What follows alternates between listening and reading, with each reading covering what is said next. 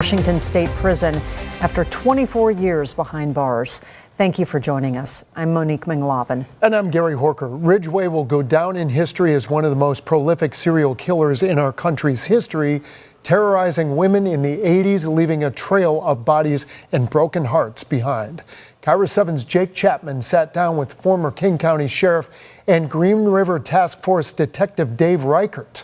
And Jake asked about the ongoing search for victims and what this all means for their families. The Green River Killer, Gary Ridgway. Back in the 80s, this was the boogeyman. Haunted Western Washington for decades. He's an evil monster who invaded our lives here in Washington State. The effort of tracking him down and finding the bodies of his victims is something former King County Sheriff Dave Reichert still thinks about. You don't forget collecting the bodies of little girls in various forms of decomposition. Ridgway was arrested by the Green River Task Force in 2001 and convicted in 2003 for murdering nearly 50 women.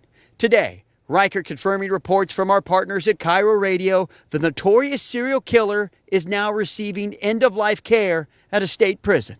Almost a year ago, I saw a photo of him in a wheelchair. He didn't look too healthy then. News that has him thinking about the victims' families. I'm really thinking about the families and what they're going through right now, because every time this case comes up, they have, it just brings up everything.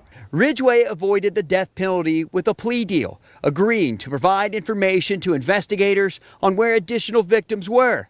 But given how there's still so many out there. But after your personal encounters with him, talking to these victims' families, do you think that deal was worth it? Absolutely.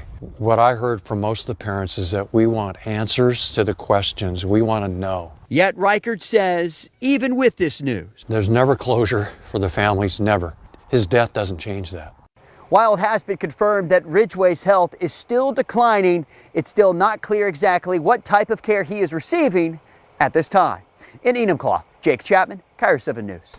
And we have the full interview with Dave Reichert on KIRO7.com. We ask him about the controversial plea deal struck with Ridgway, as you just heard, and how the investigation has helped bring other serial killers to light.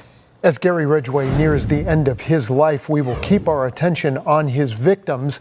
On July 15, 1982, the body of Wendy Lee Caulfield was found in the Green River.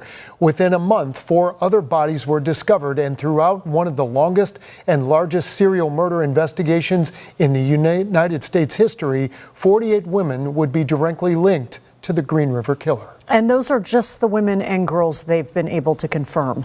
Over the decades, Ridgway alluded to dozens more, up to 70 victims.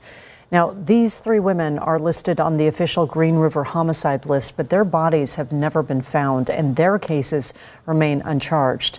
Cassie Ann Lee was 16, Kelly K. McGinnis, 18, Patricia Ann Osborne was 19.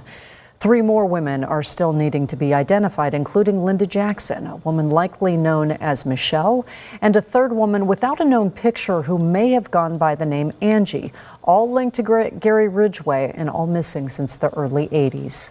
Our coverage of the Green River Killer continues at 7 o'clock tonight and on KIRO 7 tonight at 11, also online on our website.